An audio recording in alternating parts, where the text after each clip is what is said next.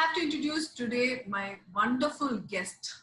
She was my boss. Actually, she was my super boss then. And she was into media for many years. In Big FM, she was a regional head. And then suddenly, one fine day, after a few years, she became a traveler. It was wonderful to see her doing wonderful blogs and covering different parts of the country. I was worrying where she is, and suddenly she's in London. Then the next day I see her somewhere in a village. So I was like, what is happening? Why suddenly she left the entire, the media? She was the top peak of her career, and she left everything, and she went went in search of her dreams. Now I have Lakshmi Sharath, ma'am. Ma'am, welcome to my show, Be the Change, ma'am. It was wonderful to always interact with you, ma'am. You have always been my inspiration. So the first question I'm going to ask is, ma'am, what made you to leave the entire media work and just follow your dreams, ma'am? What was that? Thank you, Jyoti, for being on this show. And it's so nice to reach out to your followers. It's after a long time, I'm actually doing a show with a media professional, and I'm really, really grateful. And it's making me, I'm kind of, going on a nostalgic journey, remembering all the old memories. So thank you so much for that. Why did I do that? I don't really think there was any specific reason. It was not a decision that I just thought through or something like that. I think it was brewing because I had worked for almost 12 to 15 years in media, and I was not finding it challenging enough. I was not finding it exciting enough at a personal level, not at a professional level, but at a personal level, because my entire life I was following a professional journey. I was professional milestones, professional growth, of course, financial growth. But I just felt that there was something missing in my own personal life and in my own personal dreams. And I think it was also a personal journey to evolve, to learn more, to explore more. Somewhere that cubicle kind of restricted my personal growth, I guess, and my way of looking at life. It was just one of those things that I just decided that I needed a break and I needed to look at something different. And Tarun, my ex-boss, was kind enough to actually say, I'll give you a 3-month sabbatical, and then you think about it. But I knew that I'm not going to come back either to that job or to the industry. And I just started traveling. And as I traveled and as I saw and experienced different kinds of cultures, from, like you said, I went to the villages of Karnataka and Tamil Nadu, and then I went on a Europe trip, two different contrasts. And yet I realized that I was just evolving so much by just being absorbed in different cultures, meeting different people. It was like something just intoxicated me, something just lured me. I had never experienced anything like that. The high was different. And I just didn't feel like coming back to a job, to an industry, especially to an industry that I loved. I still love an industry that gave me so much, an industry that gave me not just growth, but also lovely people to work with, lovely opportunities. And I'm so glad that I had my foundations in media before I took this plunge. Very true, ma'am. Ma'am, we'll talk more about your travel and what it is, and we'll get a gist of it, ma'am. Before that, now we are facing a very terrible situation outside with the pandemic. Ma'am, what did you do in this situation? Now the lockdown is still continuing. We don't know, again, it might continue again. So what do you do to be positive, ma'am, always? I started my day with meditation and, setting an intention. I used to start my day feeling grateful for whatever I have. The pandemic also made me realize that some of the things that we take it for granted, your house, your food, your life, your family, your general health, fitness, these are the basics that you need in life. And I think I was overwhelmed with the sense of gratitude. I Okay. started paying a lot of importance to myself. I Mhm. started learning music. I started learning new classes in art history, which I'd always been interested in. Okay. And I started focusing a lot on myself and my Mm. family and my health. And I think it kept me going. It still keeps me going. It's also kept me very grounded because I've Mhm. realized that the most important thing you need at this point of time is gratitude. And Yes. that is one, yeah, that's one thing that I strongly believe in. And I put in all my positive energy into, I mean, I get all my positive energy by being grateful. Ma'am, is there something you miss now, ma'am? Because you've been a very much a traveler, always outside, always traveling. Do you miss traveling now, ma'am? Strangely, I'm not missing traveling. I do miss the outdoor space. I do miss a sense of going out and breathing in the fresh air and soaking in the vibe. But I'm not really missing traveling. I'm actually traveling, I think, a journey in my own mind now. I'm kind of connecting a lot with myself. I'm spending a lot of time, writing, journaling, meditating. Also, like I said, learning things, cooking for myself, though I'm not a cook, but learning basics. A lot of things I'm kind of connecting at a very basic level, connecting with family, connecting with Okay. people I know. So all this, obviously, when you're traveling or when you're working, you don't get a chance because you're always out. I've started having succulents, so you can see behind me. Just hurriedly brought them and kept them inside because it was raining today. So Uh, that's my latest passion. So little things like this, I'm learning about myself, and I'm happy actually where I am. very I nice. won't say happy in terms of the pandemic, but just happy with the way things are, because as Things are, happy as yeah. one can be. To keep yourself positive. This is one of Absolutely. the question asked by one of our viewer, man. Do you remember the first vlog? This was asked by Arusu. Okay, so the first blog I wrote was about staying in a tree house in Masanagudi. I remember it very well. Unfortunately, the property is not there anymore. It was a 200 or a 250-acre coffee plantation, which was actually abandoned, and there was really nothing there, no civilization, no hotel, no resort, no kitchen. There were just two tree houses, and you can't see one from the other. And there was a water body nearby where all the animals would come. It was my Okay. first experience of living in a tree house. I was working with Radio Mirchi at that time, I think, and I Okay. went there with my husband for New Year's Eve, and Hmm. and in fact, the food and everything else was brought in by another resort far away. It was like literally nobody, and you would be like right on top of a tree, about 40-50 feet high, and Okay. you'd wake up to chimps jumping up and down. You could hear elephants, you could hear a lot of Wow. wildlife, you can't see them. And it was just the two of us, because there's nothing else, there's nobody else. I think it was an amazing experience. And I Okay. think that was my first blog, although that's not my first travel, but I think that was the first post I wrote on my blog in 2005. Yeah, oh, that's just very long, man. But yeah, I still remember it so fresh. Ma'am, Oh yeah, you don't forget old memories. that's true, ma'am. That's one more thing, ma'am. Like one of our people, her name is Shobha. She was asking about solo traveling, ma'am, because you have also traveled solo traveling a lot. So, what should you, can a woman do a solo traveling, ma'am, and how if she? Of course, everybody can be a solo traveler. I think the first and foremost thing that you need for a solo traveler is a lot of common sense. Because you need to be some basic things you need to have in mind. Like, for example, you shouldn't arrive in a destination well past sunset. Arrive Okay. well in time during the day so that you can acclimatize. You know the surrounding. You know what is safe, what is not safe.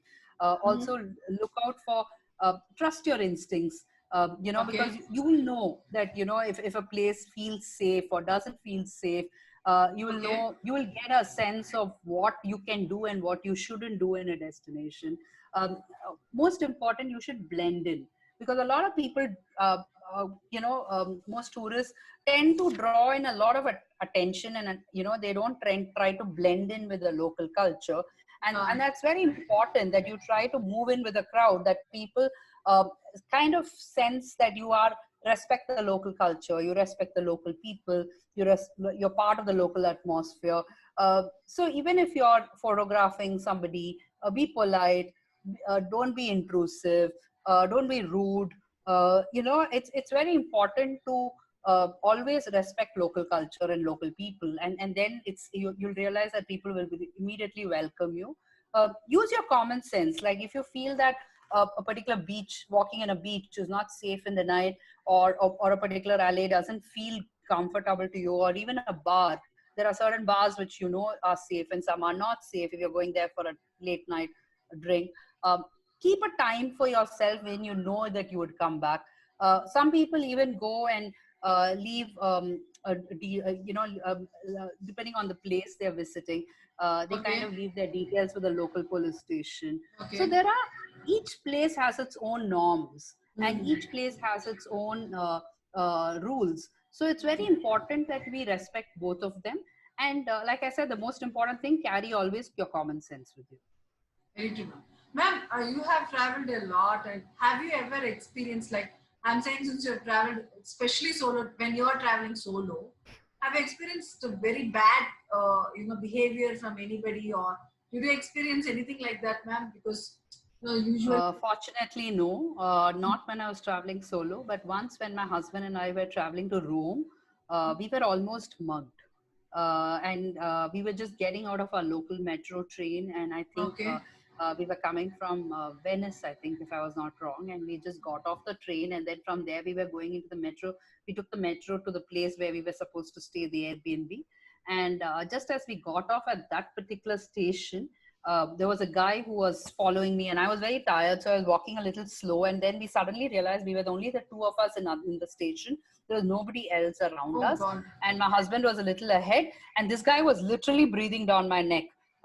Fortunately for me, my husband just turned, and at that time, some 3 or 4 people came from the other side, and then this guy just vanished. So I think that was one of the few incidents that comes to my mind when it comes to safety.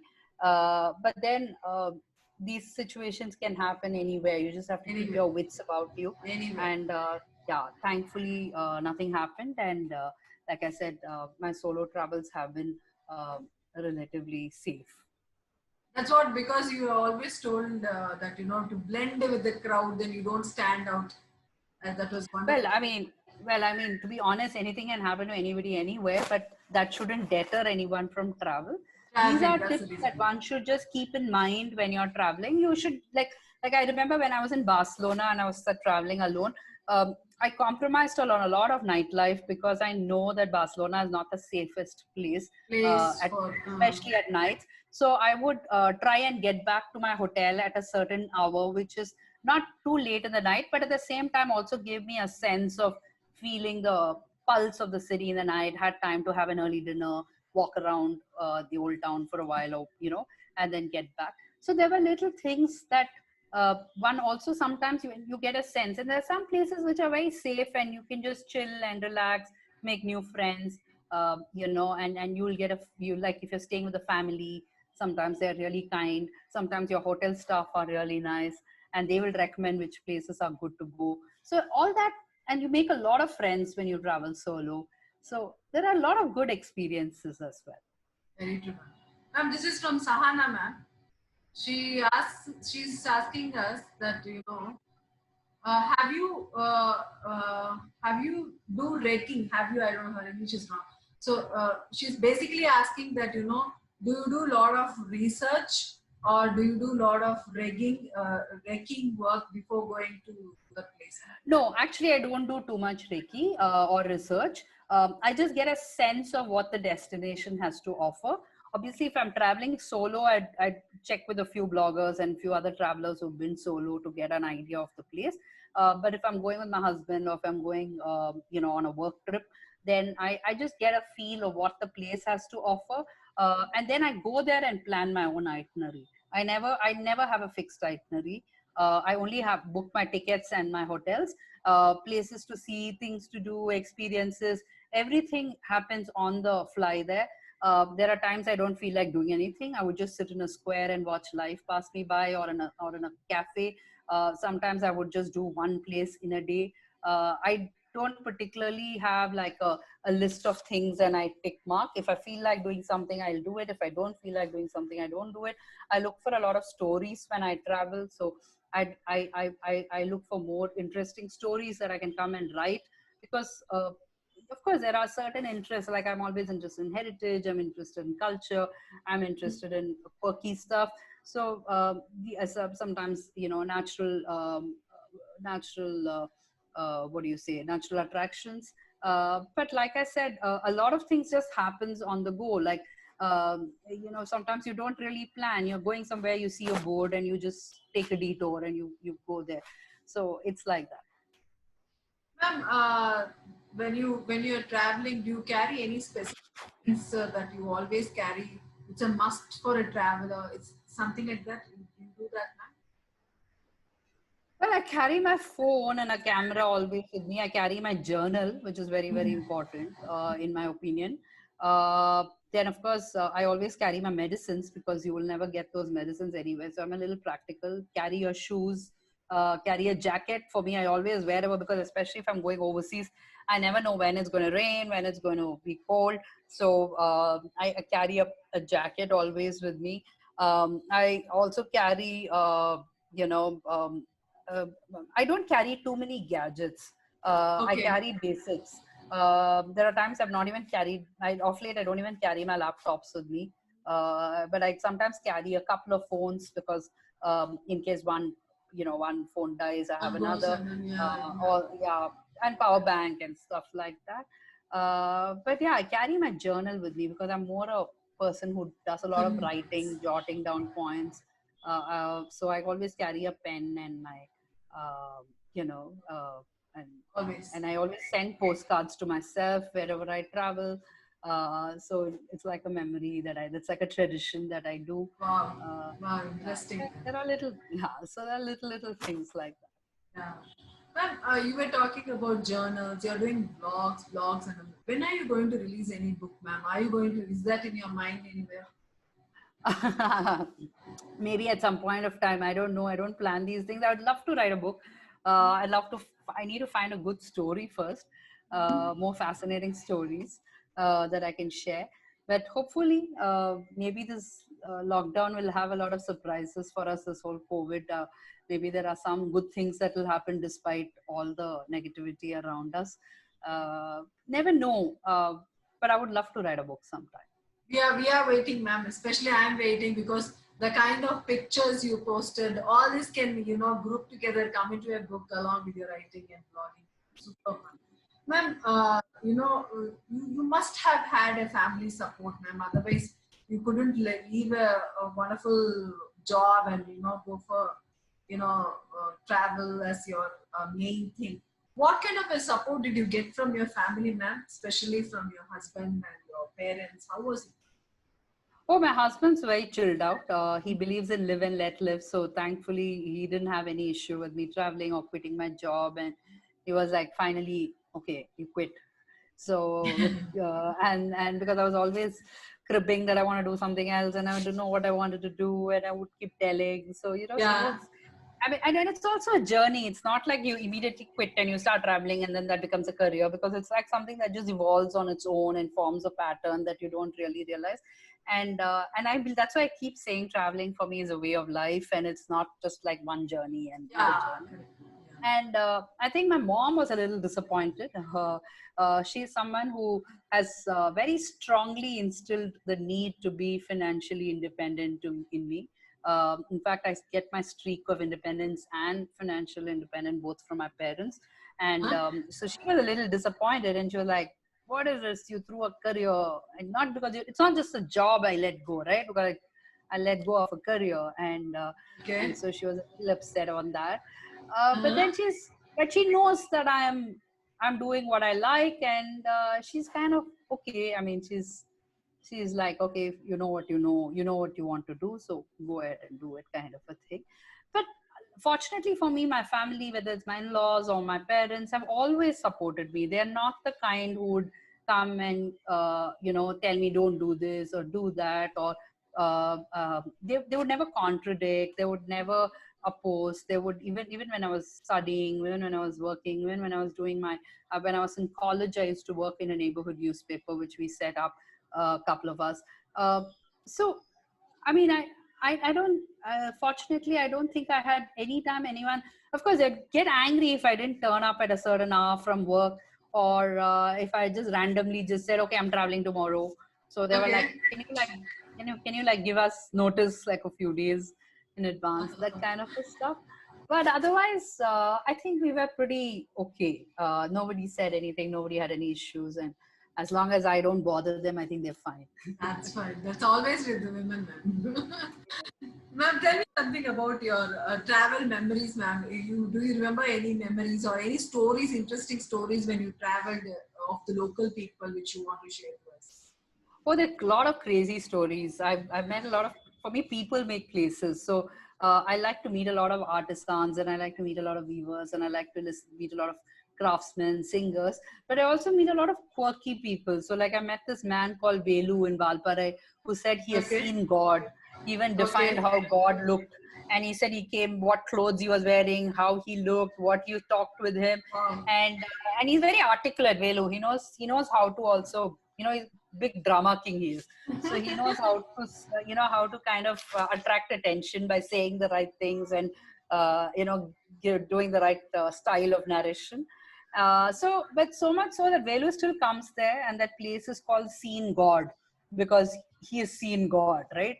So, and then there's another man I met called Alu Baba, Okay. self-styled Baba in Pushkar, who apparently eats only aloo, and all his devotees also only feed him aloo. So he eats Okay. the morning and night only aloo. Aloo is potato.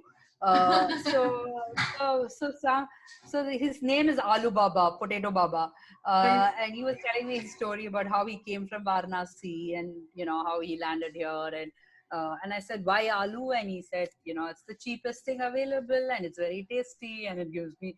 And he said, I like aloo. He's saying, so I mean, he said, so, and he was telling me how many recipes are there to make out of aloo. Oh God. So it was good fun to kind of talk to. So Okay. there are many people, sometimes certain conversations are funny. I met a guy in Jaisalmer who told me he was possessed by a ghost and what happened to him. Oh, okay. Uh, so there are random conversations with, different people. Each one gives you different stories. Each one tells you a lot of interesting things. Even internationally, I've had some lovely people. And Okay. I believe in stories. For me, everything is a story. Every person is a story. Every attraction is a story. So there are stories everywhere. I think you just need to listen to them. Very true, ma'am. Very true.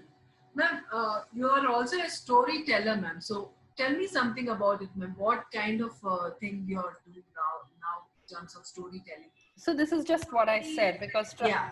because travel is just not about, okay, I went here, I saw this place, I did a tick and came back. It's about coming back and sharing your experiences, but also in the form of many stories. And Okay. stories can be about a culture, about a tradition, about a place. Like for example, in Japan, I met so many people who had so many interesting stories to say. Okay. I met this guy in Kyoto, who was a great fan of Indian food and Rajnikant, and he has a Okay. restaurant which serves Okay. authentic South Indian food. And believe me, it's the kind of South Indian food that you would get in your grandmothers and and great aunts and moms cook. Not the kind of South Indian food that you would get in a You're in a in a restaurant. typical restaurant. And he's come to South India. He's lived with families. He's learned. He's very old traditional food. And he's come and he's make cook them there. He's a great fan of Rajnikant also. And then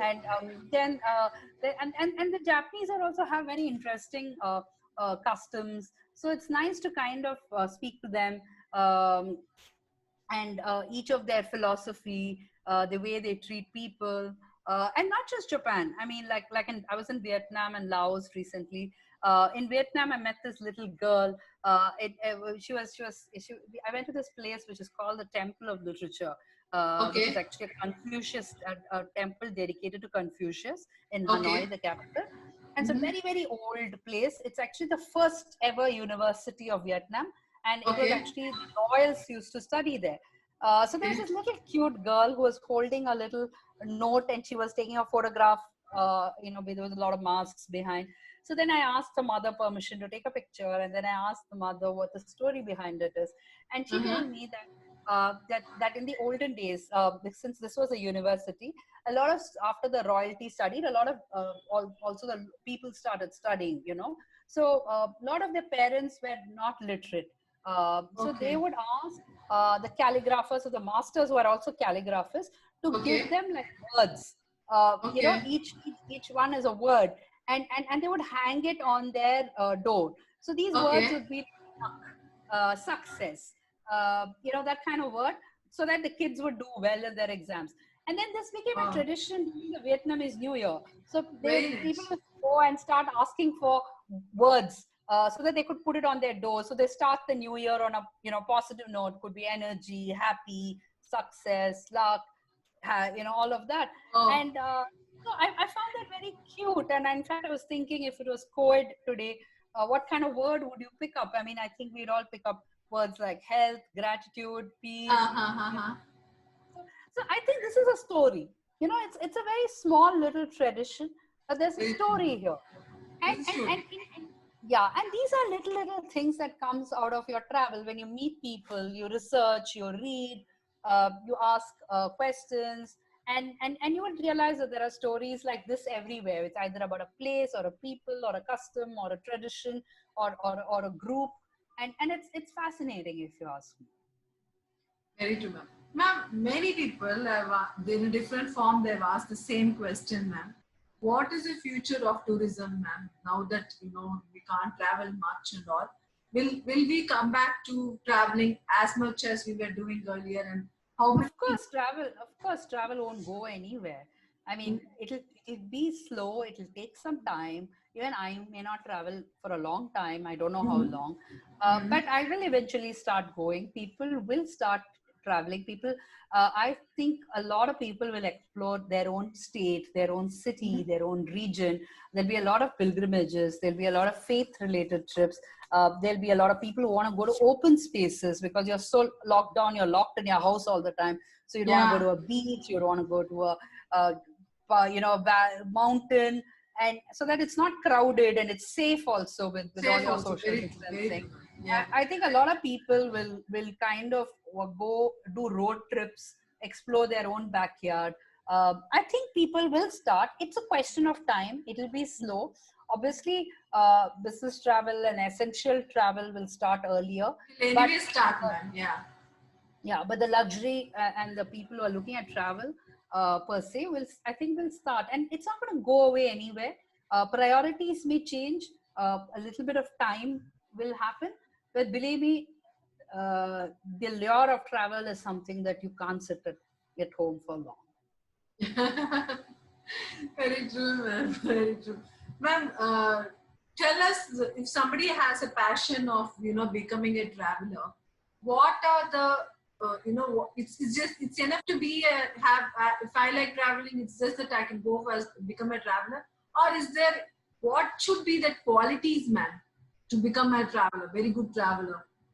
So both points are right. If you just like traveling, you can just get started and travel. Nothing stops you from traveling. It's just that if you have your budget at the most, but there are places which are cheaper, and there are places in your own backyard. So like I said, travel is a way of life. It's not just about a place or a destination Very alone. true. Very true. But I think the important thing that a person needs to have is to be open-minded. They have to be open to a lot of cultures, Mhm. because if you want to go to a place and if you want what you want only, then that's a problem. Of course, uh, dietary conditions like, okay, I'm a vegetarian, I prefer vegetarian food, is fine. But if you say, no, I want only Indian vegetarian and I want only South Indian vegetarian, Oh then God. that's going to be a bit of a problem. So, I mean, you need to be open to cultures, you need to be open to traditions, you need to be open to way people like a lot of places, shops will close like at 5:36. You can't say, oh my God, I wanted to shop. Like in India, everything is open till midnight. I want to go and shop. Not really. Places close. A lot of places, dinner, for instance, finishes pretty early. Nightlife is only over weekends. I mean, I'm just giving examples. This is Examples, not for yeah. every place, but the idea being that you need to be open. You need to be open to cultures. You need to be open to places. You need to be you need to be flexible. You need to be able to blend in, which is going back to what I said earlier about even the safety trip. And I think travel is also about learning a lot, because when you're actually an observer, you actually learn more. You don't go and impose your Those, life yeah. out there and your thoughts out there. You actually sit and learn about the other culture. You may not like everything about the other culture, and that's perfectly fine, but then you don't have to go and tell them that. So you need to not be rude, and you Yeah. need to be very accommodating and open. And what is that one thing that you always do when you go, especially when you're, I'm again coming back to solo traveling because there are many questions asked on solo traveling. Ma'am. What are the things which you do for solo traveling, ma'am? As such, first thing you do, go into the city. If you're going to a city, especially when you're going into bigger cities and a different country altogether, what do you do, ma'am? I first go and check in. I Mm-hmm. obviously find the place. I go and check in. Mm-hmm. I kind of relax a bit, then acclimatize a little around the place. Go for a little walk, find out what is available, what is there, what can be done. If I have any local contact there, either a blogger or maybe a guide whom I fixed up with, or even somebody at the hotel, the reception, I chat them up. I find out what can be done, what cannot be done, what is a good thing to do.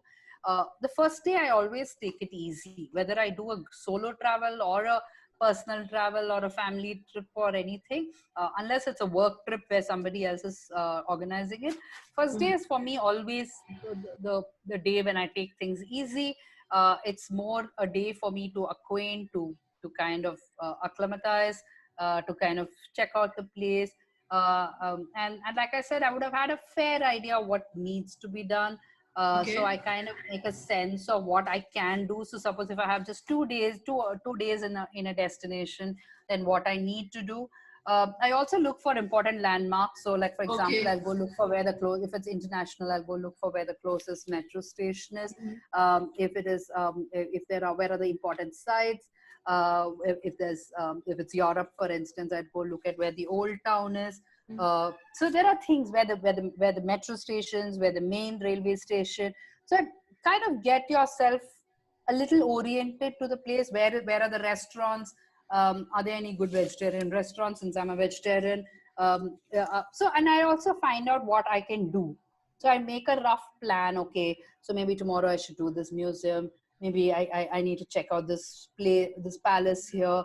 So I do like a rough map kind of a thing. Okay. So yeah, so the first day is always easy, and this is if I'm in a city or if I'm in a town where I'm traveling solo. And then the next day I start traveling. I go have breakfast, and then I plan my day. I'm a slow traveler. I'm a Okay. very slow traveler. And when I mean slow traveler, I also mean that I take time in a place. Like I'm not someone who wants to do 4 sites in a day. I'll do only two. Uh-huh. I'll take a lot of breaks in between. Um, Sometimes I might even come back if I'm close by to my hotel, take a nap, write some journal.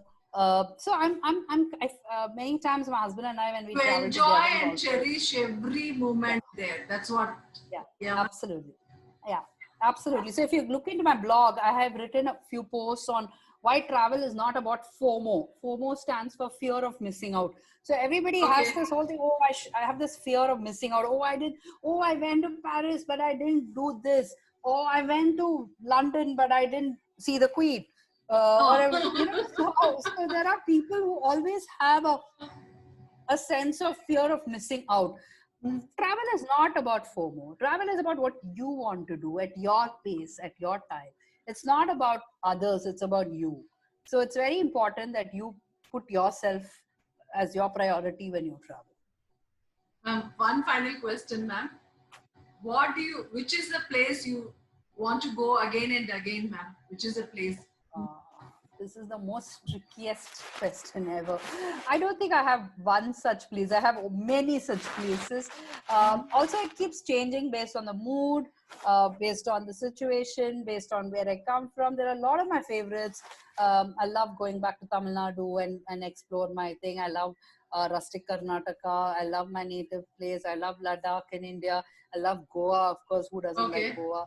Yeah, and internationally I like a lot. I'm really fond of Europe, but I also love Asia. Japan is one of my really Correct. favorite destination. I love Vietnam and Laos. I was there recently. I've always liked Singapore. So I mean, it's very difficult to I love Nepal. I was in Nepal very briefly. Of course, Bhutan. So if you keep asking me this question, You're I will telling just put every an other atlas place, and keep ma'am. picking up places. Yeah.